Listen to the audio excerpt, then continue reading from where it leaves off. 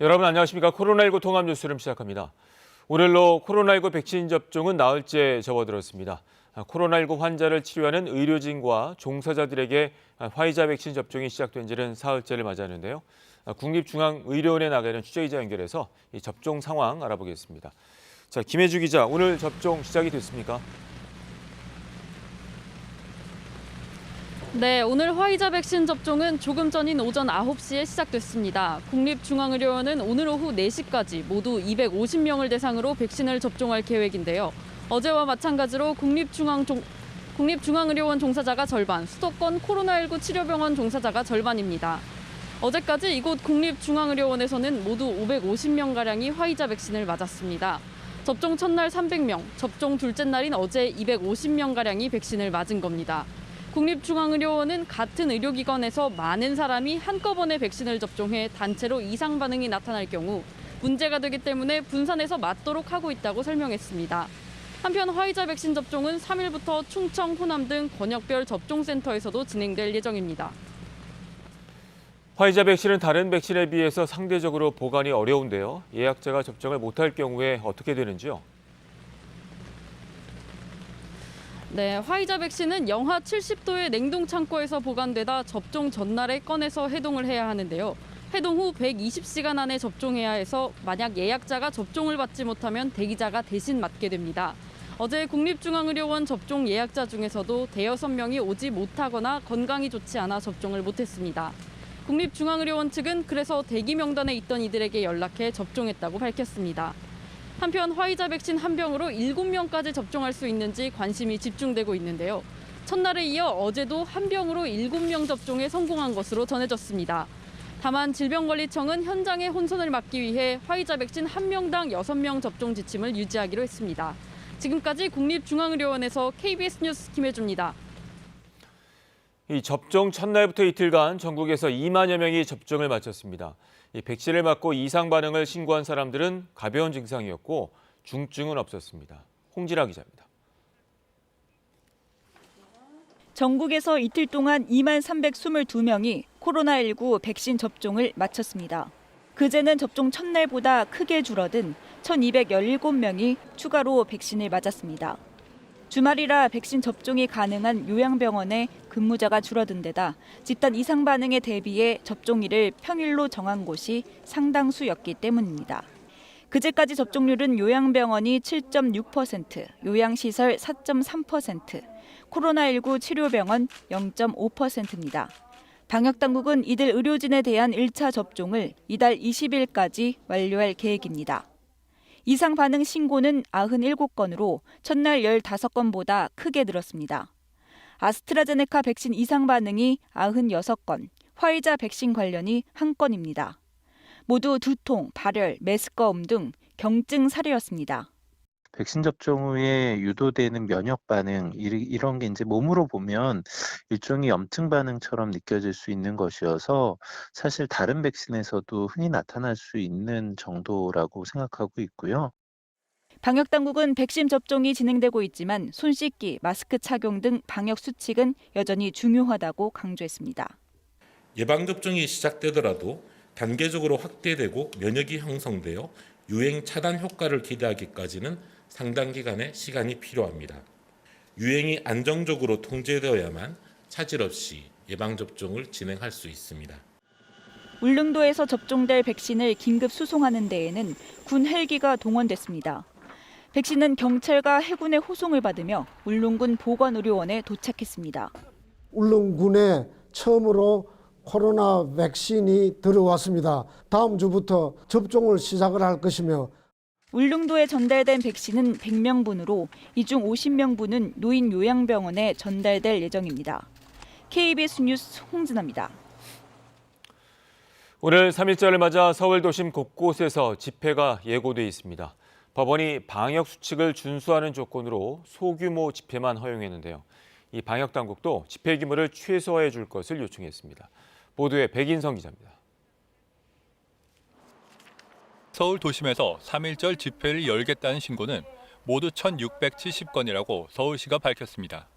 서울시와 경찰은 1인 시위와 9인 이하 집회, 기자회견 등 다양한 형태로 약 2,500여 명이 집회에 나올 것으로 보고 있습니다. 현장 상황에 따라 시청과 광화문 등의 지하철 출구를 통제하고 시내버스의 우회도 추진할 계획입니다. 다만 실제 이 정도 인원이 집회에 참여할지는 확실치 않습니다. 집회 신고 중에는 실제 나오지 않고 집회 장소를 선점하기 위한 신고도 있는 데다 앞서 법원이 대규모 집회 신고에 대해선 방역당국 등의 금지 처분을 그대로 유지했기 때문입니다. 법원은 10명 미만으로 인원을 제한한 소규모 집회만 일부 허용했고 집회 참가자 간 거리 두기나 마스크 착용 등 방역 수칙을 반드시 지킬 것을 단서로 달기도 했습니다. 방역 당국은 코로나19 확산을 예방하기 위해 가급적 집회를 취소하거나 피치 못할 경우 규모를 최소화해달라고 부탁했습니다. 작년 5월이나 8월과 같이 유행이 재확산되는 위험한 상황이 발생되지 않도록 적극적인 방역 관리와 협력을 당부드리겠습니다. 경찰은 현재 허용된 집회라도 코로나19 확산 가능성을 방역 당국과 검토해 필요시 현장에서 제한할 수 있다고 밝혔습니다. 또 미신고 불법 집회는 엄정 대처하겠다고 강조했습니다. KBS 뉴스 백인터입니다. 당정이 4차 재난지원금을 19조 5천억 원으로 결정했습니다. 3차 지원금의 2배 규모인데요. 집합금지 명령으로 피해를 입은 소상공인에 대해서는 전기료를 최대 50%까지 감면하기로 했습니다. 송명희 기자입니다. 넓고 두텁고 신속하게 지원하겠다. 민주당이 공언한 4차 재난지원. 19조 5천억 원을 투입하기로 당정이 합의했습니다. 민생 회복이 최우선이라는데 당정은 의견을 같이 했습니다.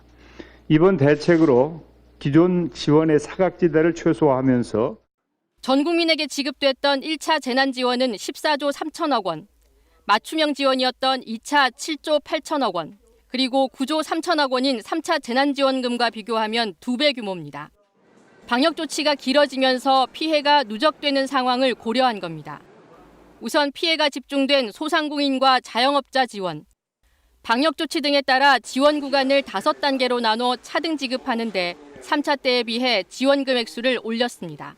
사각지대를 해소하기 위해 일반 업종 매출 한도도 상향했습니다. 신규 창업자도 지원 대상에 포함했습니다. 지원 금액도 차등 지원토록 했습니다.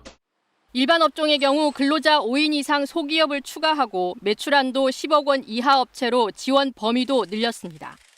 복수사업체를 운영하는 소상공인의 경우 기존에는 한 곳만 지원했지만 이번에는 복수사업체를 지원하는 쪽으로 추진됩니다. 소상공인들의 공과금 부담을 덜어주는 안도 포함됐습니다.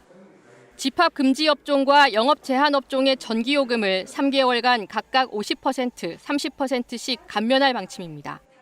당정은 또 손실보상의 법제화와 이를 위한 시스템도 조속히 추진하겠다고 밝혔습니다. KBS 뉴스 송명입니다.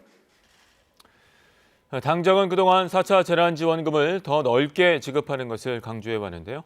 지급 대상이 200만 명 정도 늘게 됐다고 발표했습니다. 그동안 제외됐던 노점상에도 50만 원을 한시적으로 지원하기로 했습니다. 이번 지원에 새로 추가된 업종들은 무엇인지 김비치라 기자가 전해드립니다. 규모가 커진 만큼 사각지대도 최소화한다. 이번 재난지원금의 원칙 중 하나입니다. 가사근로자, 아이 돌보미처럼 고용보험에 가입이 안 된 특수고용 노동자, 문화예술 분야 프리랜서 등 200만 명이 새로 지원 대상에 포함됩니다. 소득 파악이 어려워 제외됐었던 임시일용직, 노점상 등 대표적 한계 근로빈곤층에게는 50만 원씩이 지급됩니다. 지자체에 등록된 전국 4만여 노점상은 별도의 심사 없이 받게 됩니다. 고용보험에 가입되지 않으신 특고나 프리랜서 노동자 등 법인 택시 기사들도 이번에 포함됐죠. 그리고 부모님의 실직이나 폐업으로 어려움을 겪는 대학생들께도 특별 근로장학금을 지급할 수 있게 됐습니다. 긴급 고용 대책도 추가됐습니다. 당정은 고용유지 지원금 특례 대상을 넓히고 취업 지원 서비스, 육아 부담 완화를 위한 맞춤형 돌봄 서비스도 확대하기로 했습니다. 전 국민 무상 접종을 위해 7,900만 명분의 백신 구매와 접종에 필요한 추가 재원도 전액 반영됩니다. 정부는 4차 지원금을 이달 말부터 지급할 예정입니다. 추경안은 내일 국무회의 의결 후 국회에 제출되는데 국회 논의 과정에서 규모가 더 늘 가능성도 있습니다.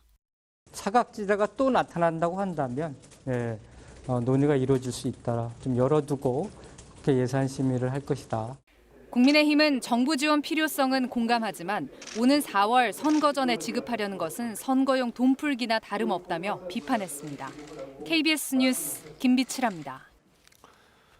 방금 들어온 코로나19 소식 알아보겠습니다. 오늘 0시 기준 신규 확진자는 355명으로 집계됐습니다. 정부는 불안정한 방역 상황이 지속되고 있다면서 현행 사회적 거리 두기 단계를 오늘부터 2주간 더 적용하기로 했습니다. 취재기자 연결합니다. 석혜원 기자, 먼저 신규 확진자 현황 전해주시죠. 네, 오늘 0시 기준 코로나19 신규 확진자는 모두 355명입니다. 이 가운데 국내 발생은 338명, 해외 유입은 17명입니다. 국내 발생 사례를 지역별로 살펴보면 경기가 156명으로 가장 많았고 서울 92명, 부산 16명으로 그 뒤를 이었습니다. 신규 확진자가 수도권에 집중되는 현상이 지속되고 있습니다. 권덕철 보건복지부 장관은 오늘 중앙재난안전대책본부 회의에서 사흘간의 연휴 동안 주요 관광지와 쇼핑몰에 사람이 몰렸다며 방역에 대한 경각심이 사라진 것이 아닌지 우려했습니다. 그러면서 현재 감염병 위기 단계는 여전히 심각하다고 판단했습니다. 이와 함께 기존의 사회적 거리두기 단계는 오늘부터 2주간 더 연장됩니다. 직계가족을 제외한 5인 이상 사적 모임 금지는 수도권과 비수도권 모두 적용됩니다. 정부는 개학을 맞아 활동량이 많아지는 시점에 방역 수칙이 제대로 지켜지지 않는다면 코로나19가 재확산될 수 있다며 마스크 쓰기와 거리두기 등 방역 수칙 준수를 거듭 당부했습니다. 지금까지 문화복지부에서 전해드렸습니다. 문 전 대통령이 오늘 3.1절 기념사에서 한일 관계 개선 의지를 밝힐지 주목됩니다. 문 대통령은 어제 공개 일정을 잡지 않은 채 오늘 발표하는 3.1 기념사 원고를 최종 검토했습니다. 임기를 불과 1년에 남긴 만큼 대일 메시지 수위가 높지 않을 것이라는 전망이 나오는 가운데 현재 교착 상태인 한일 관계 개선을 위한 메시지가 담길 것이라는 관측도 나오고 있습니다. 내일부터 새 학기가 시작이 되지만 여전히 학교에는 백신이라는 보호막이 없는 상황입니다. 국내에서 이미 학교를 통한 집단 감염 사례가 여럿 보고되고 있는 만큼 앞으로 학교 방역이 중요한 과제가 될 것으로 보입니다. 보도에 김범주 기자입니다. 새학기 등교 수업이 시작되면 학교 내 밀집도 상승은 불가피합니다. 그러나 학생들과 접촉하는 교사는 빨라야 7월쯤에나 백신 접종이 가능합니다. 보건 돌봄 교사라도 우선 접종하자는 요구가 있지만 방역 당국은 당장 우선순위를 바꾸는 건 현실적으로 어렵다는 입장입니다. 교육 보육시설의 종사자 접종을 조기에 해달라는 그런 요청이 있고 그런 부분들을 저희가 종합적으로 판단하고 저희가 아까 제시했던 예방접종 순서를 기준으로 학교 내 집단 감염 발생을 다시 걱정하지 않을 수 없는 상황입니다. 실제로 최근 미국 질병통제예방센터는 교사가 집단 감염의 중심축 역할을 할 가능성이 높다는 연구 결과를 내놨습니다. 조지아주 초등학교 8곳에서 발생한 9건의 집단 감염 중 8건이 교사를 중심으로 전파됐다는 겁니다. 결국은 바이러스 배출량이 많은 거는 교사겠죠. 그러니까 발생할 경우에는 교사가 원인인 경우가 많은데 유의미하게 많은 것이냐, 거기에 대해서는 좀 논의할 필요가 있다고 생각합니다. 여기다 학생들의 경우는 언제 백신을 맞을 수 있을지도 기약하기 어려운 상태입니다. 백신 제조사들이 아동과 청소년을 대상으로 한 임상시험을 이제 막 시작한 상태이기 때문입니다.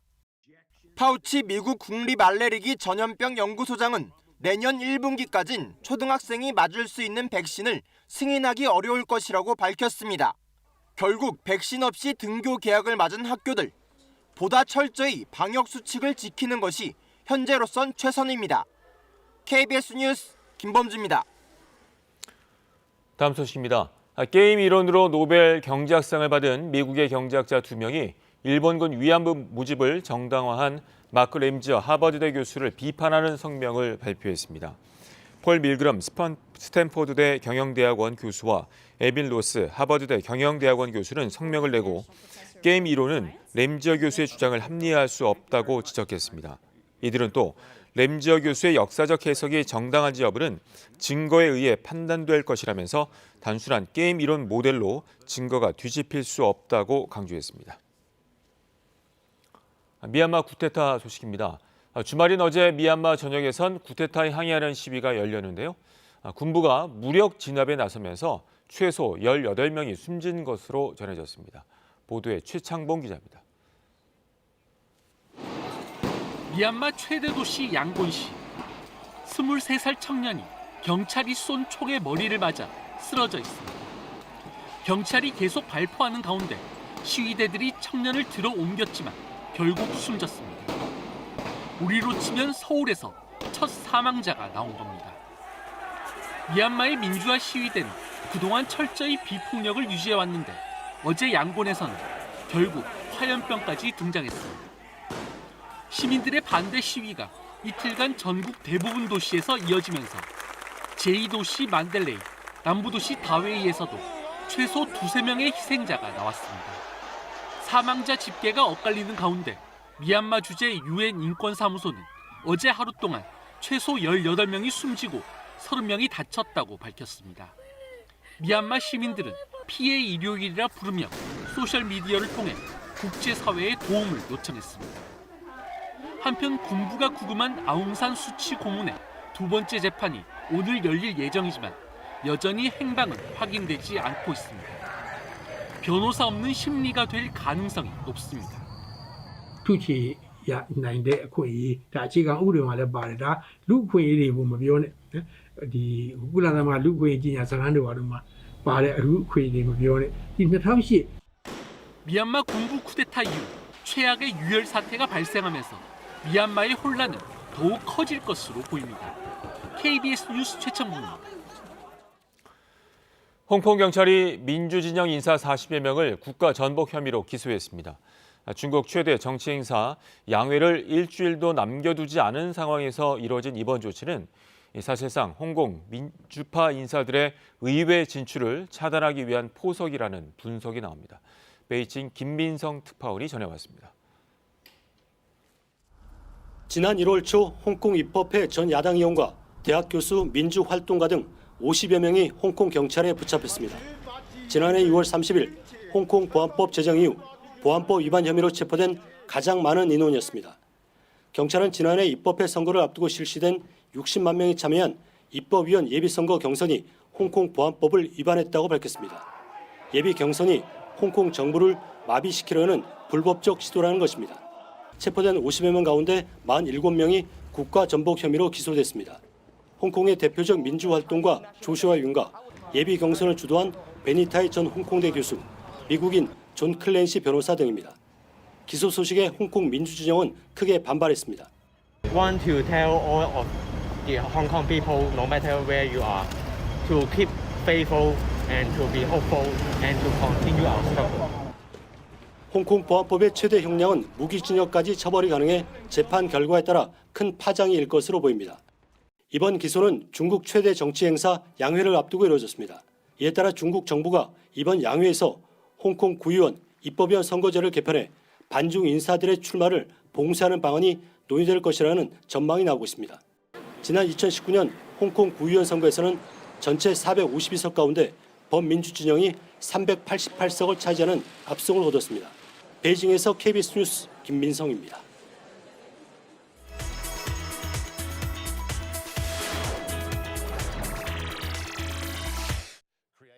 중국의 소수민족인 위구르족 100만 명을 억류하고 있는 수용소에서 고문과 성폭행 등 인권 유린 행위가 자행되고 있다는 증언이 나왔습니다.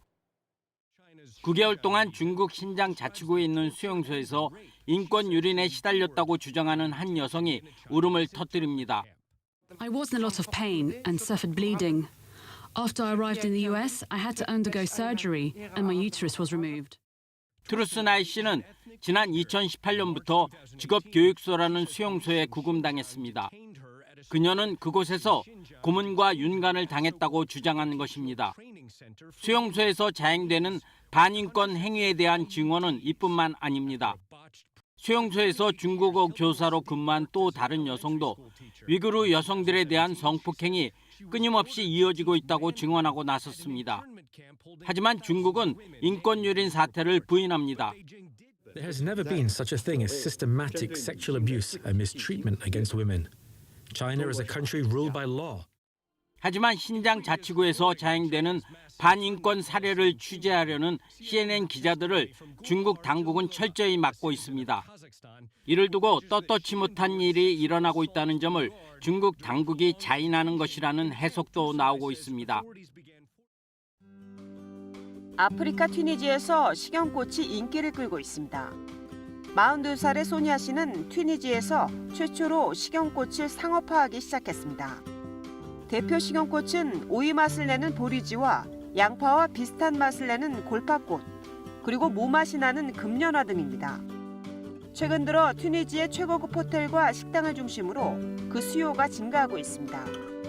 튀니지 북서부의 습한 기후와 풍부한 담수도 식용꽃 재배에 유리한 조건을 제공합니다.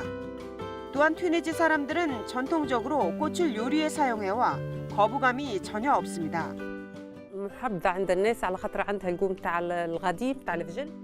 튀니지의 고급 식당 셰프들은 식용꽃의 맛과 향은 미각을 돋우는 장점이 있다고 말합니다.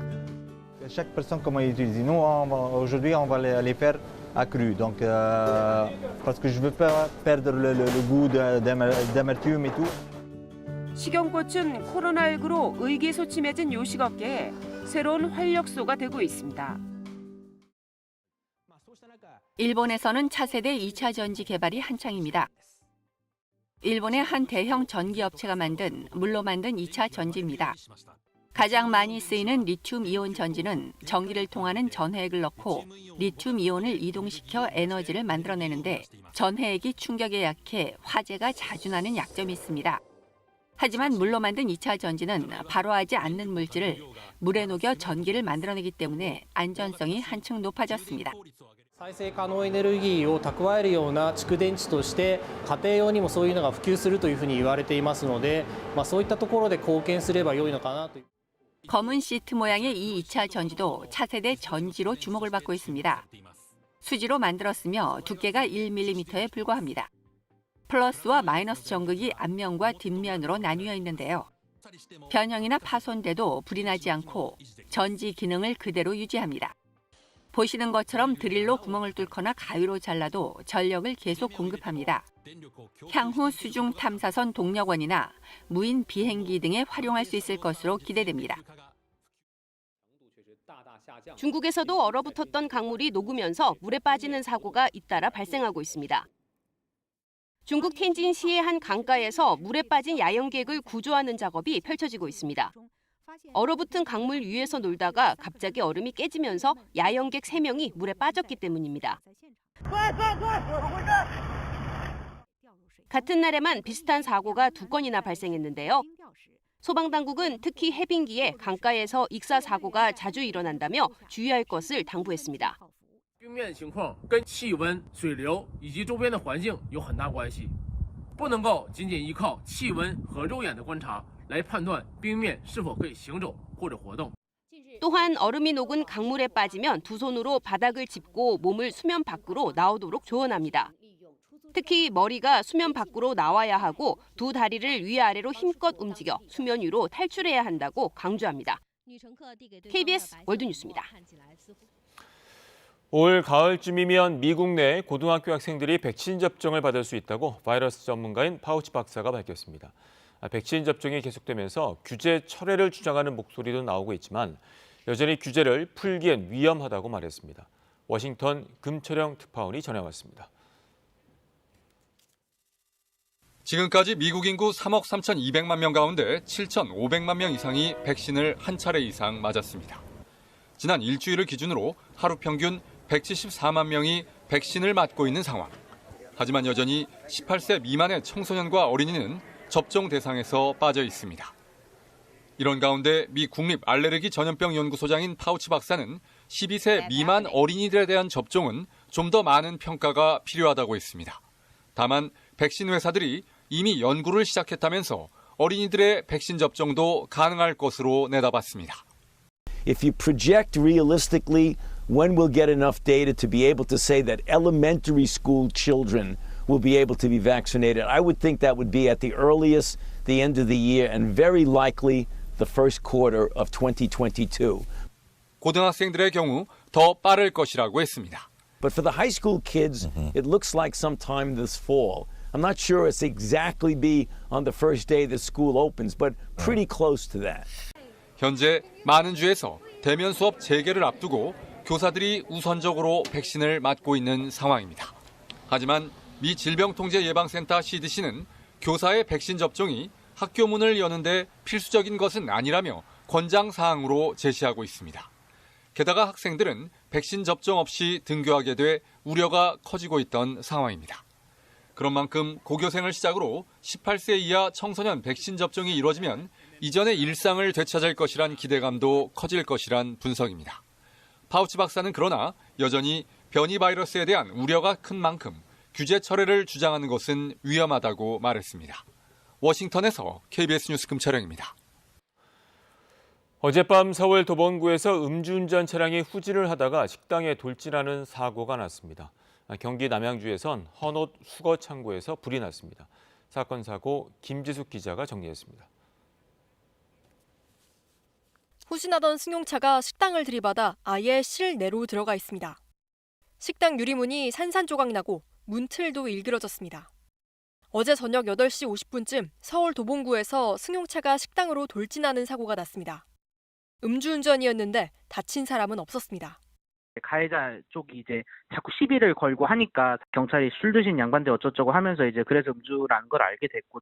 운전자는 30대 여성으로 사고 당시 혈중 알코올 농도가 면허 취소 수준을 크게 웃돌았던 걸로 전해졌습니다. 경찰은 운전자를 음주운전 혐의로 입건하고 조사할 예정입니다. 까맣게 그을린 창고 건물 뒤로 빨간 불길이 보입니다. 어젯밤 10시 40분쯤 경기 남양주 신월리의 한 창고에서 불이 났습니다. 불이 난 창고는 수거한 헌옷을 모아두는 곳으로 전해졌습니다. 건물이 불에 잘 타는 샌드위치 패널로 만들어져 있어 중장비로 벽을 긁어내가며 진화 작업을 벌인 끝에 소방당국은 2시간 반 만에 불을 완전히 껐습니다. 이 불로 창고 3동이 모두 탔습니다. 소방당국은 화재 원인과 피해 규모를 조사하고 있습니다. 오늘 새벽 1시 반쯤 중부고속도로 동서울 요금소에서 승용차 한 대가 요금소에 설치된 구조물을 들이받았습니다. 차량 앞부분이 크게 파손됐지만 충격 흡수대를 들이받아 운전자는 다치지 않은 걸로 전해졌습니다. 경찰은 운전자가 단순 부주의로 사고를 낸 걸로 보고 경위를 조사하고 있습니다. KBS 뉴스 김지숙입니다.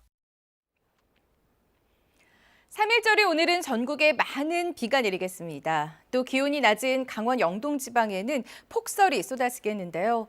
특히 이맘때 내리는 눈은 습기를 많이 머금은 습설의 형태로 눈의 무게가 상당하기 때문에 안전사고가 없도록 주의하셔야겠습니다. 현재 전국 곳곳에 비가 내리고 있고 강원 산지에는 대설주의보가 발효 중입니다. 내일까지 예상 강수량은 경기 동부와 강원도, 제주 산지에 100mm가 넘겠고요. 그 밖의 지방에 20에서 80mm 정도입니다. 또 강원 영동 지방에는 최고 50cm 이상, 강원 영서와 경북 북동 산지에는 5에서 15cm, 경기 북부와 동부, 경북 북부 지방에도 3에서 8cm의 눈이 쏟아지겠습니다. 오늘 비가 오는 동안 중부지방은 천둥, 번개가 치면서 돌풍도 몰아치겠습니다. 앞으로 최고 기온은 서울이 9도, 강릉이 7도 등 중부지방은 어제보다 1도에서 9도 정도 낮겠습니다.